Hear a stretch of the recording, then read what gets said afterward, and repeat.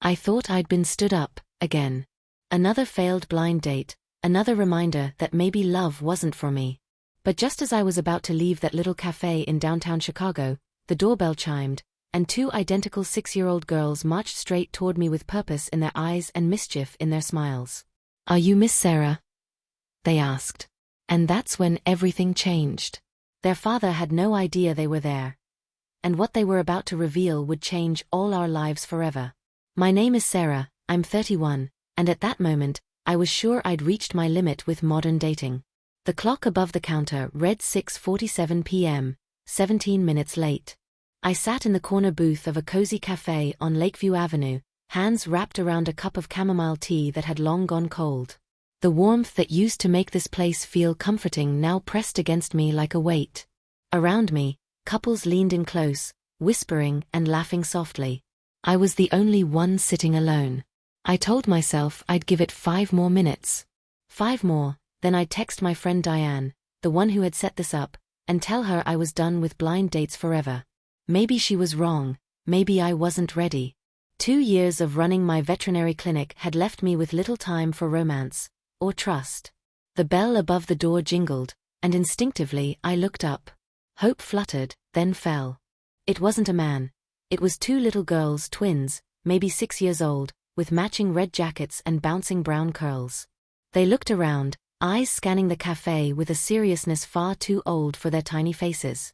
Then they spotted me. Before I could blink, they marched straight over, standing side by side like miniature detectives. "Are you Miss Sarah?" one asked, her tone all business.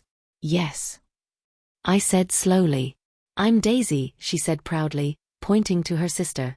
"This is Lily. Our dad says sorry. He's running late." My stomach dropped. Their dad? Michael, the man I was supposed to meet. But no one had mentioned kids. And as I looked into their bright green eyes, I realized this night wasn't going to go anywhere close to how I expected. Before I could say another word, the taller one, Daisy, pulled out a chair and sat down like she'd done this 100 times. "We thought we should tell you the truth," she said matter-of-factly. "The truth?" I echoed. Lily leaned in, whispering conspiratorially, "Daddy doesn't know we're here." I blinked, sure I'd misheard. "He doesn't." Daisy shook her head, her curls bouncing. "He had to stay late at work. Something broke at the construction site.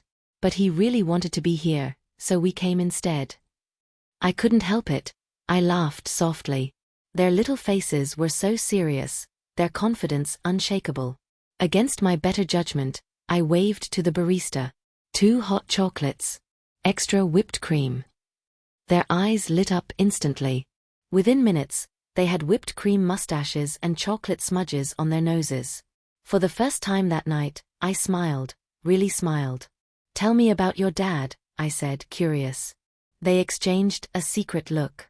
Then Lily said softly, "He's the best dad. He makes grilled cheese with 3 kinds of cheese. And he learned to braid our hair on YouTube." Daisy added proudly. "It took forever, but he never gave up." My chest tightened. Whoever Michael was, he wasn't just some random blind date. He was a man who stayed up late learning to braid hair for his daughters.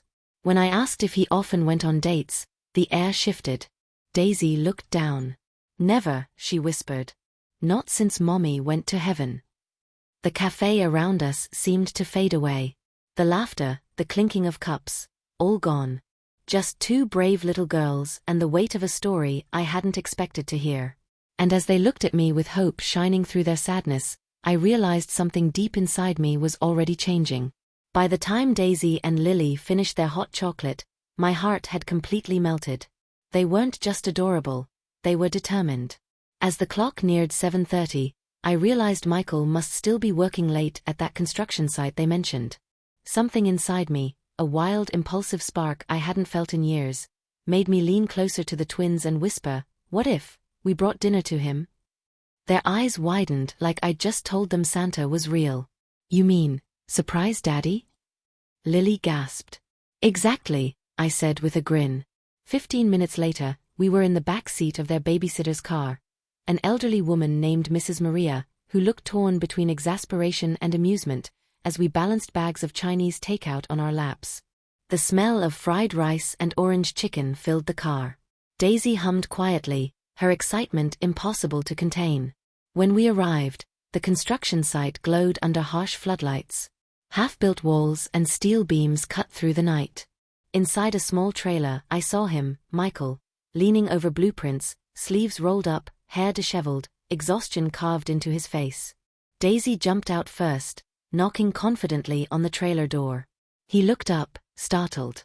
His eyes flicked from his daughters to me, and froze.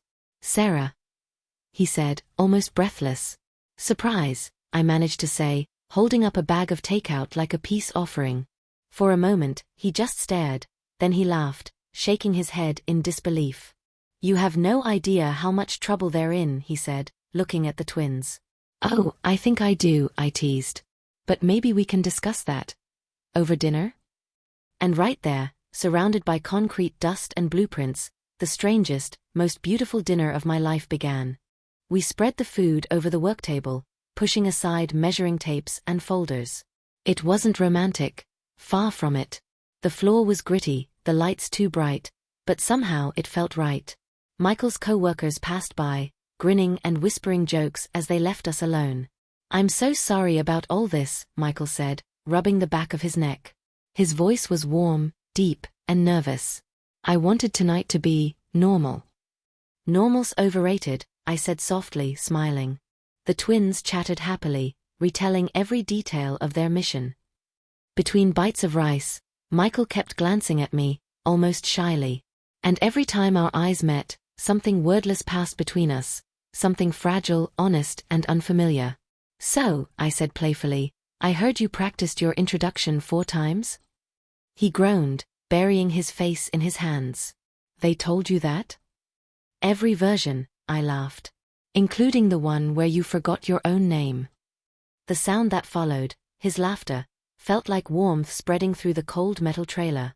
Daisy clapped her hands. "See, Daddy? We told you she'd like you." He looked at me, and this time, he didn't look away. "I do," he said quietly. "I really do." The girls giggled, whispering something about pancakes and Saturday mornings. Michael rolled his eyes. "Ignore them," he said, but the faint blush on his cheeks gave him away. "Actually," I said, pretending to think, "I've heard rumors about butterfly-shaped pancakes." The twins gasped. "She knows." They squealed. Michael chuckled, his shoulders relaxing for the first time all night. "Then I guess I'll have to prove the rumors true." And as I looked at him, tired kind with 2 little girls beaming between us, I knew I didn't just want pancakes that Saturday. I wanted to see where this story could go.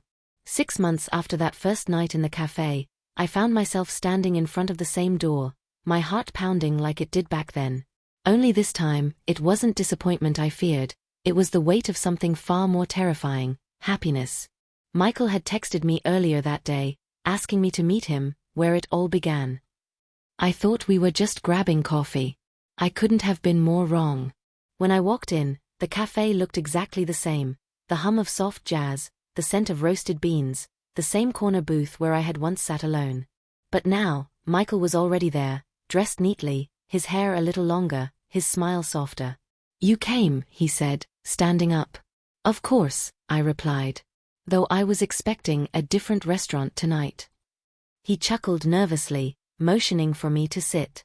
"There's something about this place," he began, his voice trembling slightly, "that reminds me how much can change in 17 minutes.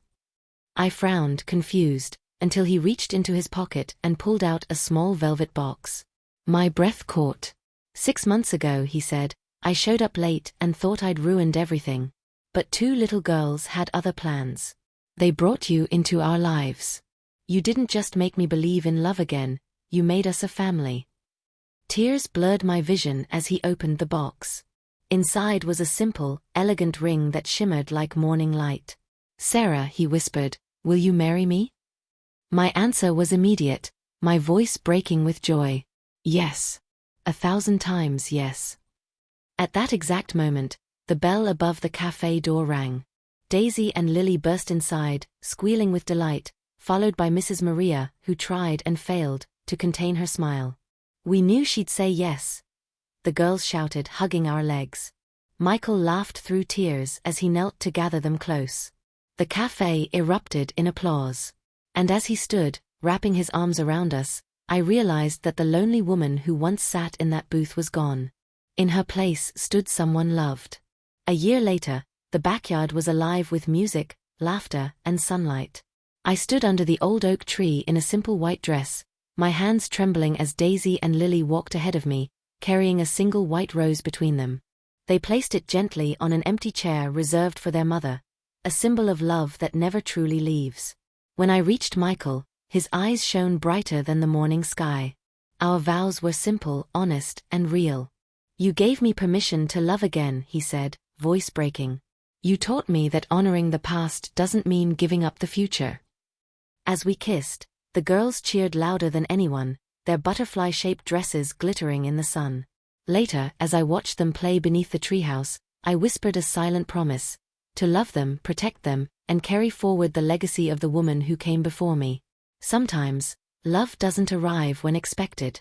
Sometimes it shows up 17 minutes late, carried by two little girls who refused to let happiness slip away. And when it finally finds you, you realize it was never late at all, just perfectly, beautifully on time.